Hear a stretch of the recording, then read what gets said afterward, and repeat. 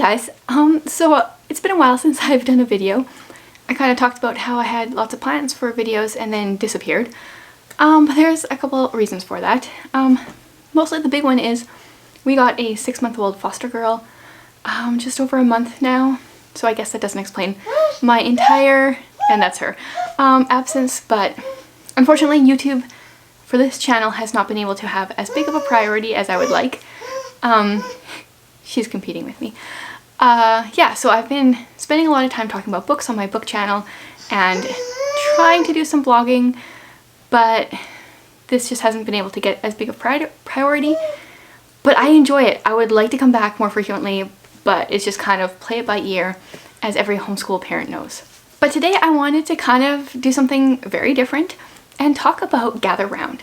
So if you are part of my newsletter that I send out monthly, you will have gotten it last month when I talked about the fact that we had ordered some Gather Round curriculum and we were waiting for it in the mail.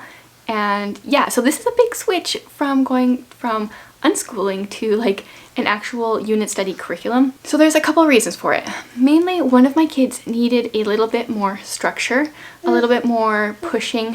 One is really good at like going off and learning about all the things, and unschooling works really well for one kid, and the other kid just isn't quite there yet. Maybe eventually it will be, but right now needed more structure and more pushing and a more reason to do some writing, I guess, some things that needed to be worked on. Yeah, so that's one of the reasons. The other reason is, well, I wanted to do something different for that one kid, and the reason we went with Gather Round is, well, there's a few, but one of them was just like, you know, it's ready there. You know, you order the books and you don't really have to do any planning, and that's not generally my personality. I'm very like do-it-yourself kind of person, but with a 6-month-old just added to the house, I didn't have much brain capacity for more. So yeah, we ordered, what is this? This is the Africa unit study. What is this? This is what we've been working on. And then I also ordered the mini novel study for Underground to Canada, the book. So we've been working on this for the last, I think we're in our 3rd week now. And so I want to talk a little bit about it, some pros, some cons, let you know what we're thinking and kind of where we're going to go from here. Okay, so I grabbed the Underground to Canada one. What I bought for each of them was, each one I got the teacher's guide. This is the teacher's guide for this one. And then for Reka, who is in grade 5, I ordered Upper Elementary for her. This is the Underground to Canada Upper Elementary. And then for Ephraim, who is in grade 2, I ordered the Early Reader. So this is the Early Reader one for this. So this is a mini unit. And then the Africa Early Reader. I decided to go with the print versions, big part because we don't have a color printer. Years ago when we decided to get a laser printer, I was like, we don't need color. Like, what kind of a failure homeschool mom am I? I don't know. So I do want to invest in a color printer. Yes, baby. Not just because of Gather Round, but for other things in the future, we need a color printer. But I decided to go with the, just ordering the books because they're beautiful. And I knew if we just had it digitally, I would put it off and not really do it. So I decided to go with this. In February, they were having, if you spend $100 US, they would give you free shipping. So we were gonna just do the Africa unit to start. And then I was like, well, free shipping if we order a little bit more. So that's why we did Underground to Canada. This was Ephraim's choice and this was Reka's choice. So each kid kind of got to do, or is going to be able to do one unit that they like, or at least we're excited about. So I want to go in a little bit into some of the pros and cons so far. Like, we are on our 3rd week of this, like I said, but being kind of like the unschoolers that we are, we're not really actually 3 weeks in. We just finished day 5 today, I believe. Yeah, we just finished day 5. So we've pretty much only been doing 2 lessons a week. That just kind of works with our schedule. We have had other appointments and things in the mornings, and yeah, so we've only been doing a couple days of this a week, and that's just our life. That's just how it would be no matter what. So it's kind of like our unschooler side. We're just willing to be flexible and not do things like rigidly. So this is supposed to be a 20 lesson, like technically a 4-week curriculum, but obviously it will take us longer than that. So there's a few pros that I really love about this, and some of them I've already mentioned. Oh my. One of them is just the beautiful illustrations. Like that means a lot to kids if they can, you know, see beautiful color pictures and, I don't know, just have something pretty to write on. I love that. I'm very visual, and that was one of the big draws for me. I also, like I said, loved that it was ready to go. There's tons of different things you can supplement with, like other books and things. And that's great. We're gonna do some of it, but we're not gonna do a ton of it. I like that we could just open it up and start working, because in this season of life, that's just kind of what was working best. I also really love that there is a good focus on Bible here. Not every day is exactly the same focus. So this is every subject except math. And not every day is every subject. Like Bible kind of tends to be every other day, it seems like. But I love that that is something that is happening in here. So when we're talking about Egypt, we're looking at like what happened in the Bible in Egypt, and I love that. I also really appreciate that it is Canadian. Now I know this is like, I feel like all my homeschool people that watch, okay, not all, but like most of you are American, so maybe that isn't a big draw. And this is a lot harder to do with a baby in the room. So far in our Africa study, there hasn't really been anything that's like Canadian taking away from it. Or I mean, like nothing that is Canadian is really adding to it right now. But in the future, I know like they have some Canadian Indigenous units, they have a Canadian government unit. So for me, especially for the Canadian government unit, someone that doesn't even understand our Canadian government, I'm excited about that. Because I feel like there's so many resources out there for Americans, but not nearly so many for Canadians, so I'm excited to finally find one. Okay, we're gonna try this with the baby on my lap. The thing with fostering is that I can't show you her face, so it's not like I can just hold her normally. Okay, so those are like my main pros so far. We've been enjoying the curriculum.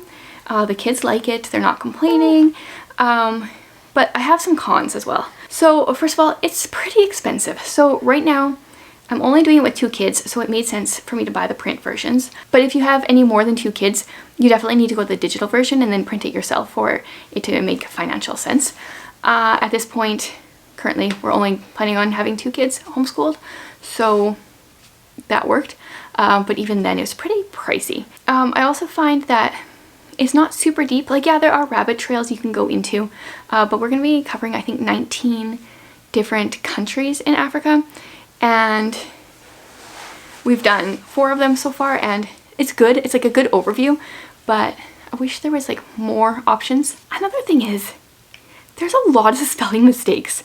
Like in our lesson today, there was like a full sentence that was repeated, and there's a lot of that. And the African unit came out last year. I don't know what month last year, but like it's at least a year old. So I just got this printed like a couple weeks ago. So you'd think they would have updated some like major spelling mistakes. And then in addition, kind of related to that, is I wish if you bought the print teacher's guide at least, they would send you the digital copy, because there's no reason they shouldn't do that. And then it would be nice to have that updated information when I'm trying to read a sentence and it's like duplicated. I feel like the digital version should come with the print. I understand they don't want to do that for student books because then, I don't know, it's not as financially viable for them. And I can respect that totally, but I think this should come with a digital version. And then also, I would never, even if we continue with Gather Around, I would not buy the printable teacher's guide again. And that is mostly because when there are resources, they have a couple website linked, but like there's like huge long links. Whereas if I had this on my tablet and was just using the digital version, I could click on the link and we could follow it. Now I have to go and type the entire like long thing.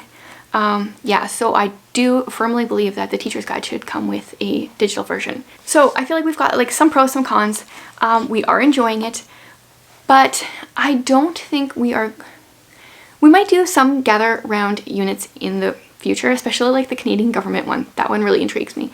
But overall, I realized that I like unit studies, I think, but I want to plan them myself. Like there's certain rabbit trails my kids want to take, and I'm totally fine. Like if there was something they wanted to do and we needed an extra day to do it. We're obviously not using 5 days a week to follow this curriculum, but there are a few things that I would do differently, and I enjoy planning, like homeschool planning. So we were talking this morning, and obviously we have lots more to go here yet still, but my daughter wants to learn about oceans and my son wants to learn about the human body. That is like things that they actually wanted to learn about. They didn't realize those are even gather around options. I think those are both year 1 topics or units, but I think we're gonna make our own, just because I've heard some things, especially about the oceans one, that one's really just ocean animals, and we want to learn like all sorts of things about the ocean. And my son has always been interested in the human body, and I don't know how in depth the human body unit is, but I know I want to be able to go like really in depth with him, because it's something every year when I say, what do you want to learn about, it's always the human body. So yeah, that is kind of where I plan on going in the future. We're still finishing Africa. We're still going to do underground to Canada, but this one might be like beside another unit, because this is a novel study. Honestly, I haven't even opened this one yet. I don't know if it has other... Okay, so it does have your history, your social studies, your Bible, your science, your arts, your geography, language arts, vocabulary. So it does still include everything, even though it's a novel study. But I don't know, we're kind of excited to plan our own units, and I've got some resources coming from the library that we want to look at. So yeah, we're gonna try that in the future. But at the same time, if we're going through a rough stretch where, you know, we need something quick, or we get another foster kid in the home or whatever, I'm totally fine with continuing with Gather Round or buying a unit here or there.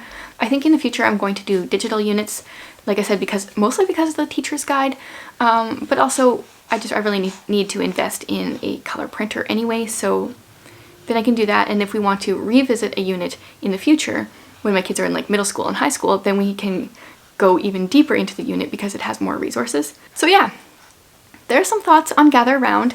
I would love to hear if you've been using it, if you've thought of using it, if you stopped using it, like why do you use it, why did you stop, whatever. If you like unit studies, let me know. Yeah, this is different, going from kind of like unschooling to... We have actually done some mini units in the past. I have some on my blog. We did a pirate one and did we just do owls, I think was the other one, a couple years ago, and had fun with that. And I have like free like resources all listed for that.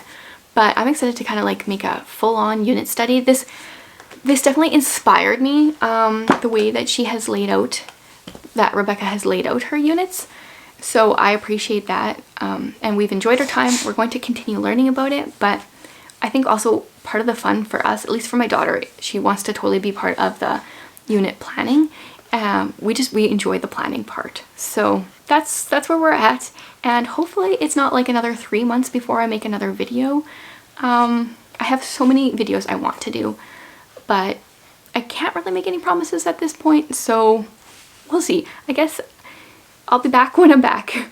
But I am still doing book lists over on my blog, trying to do every week, but took a little bit of a break there as well. And be sure to sign up for my newsletter if you aren't, because I'm sending those out monthly. So thanks for watching, guys.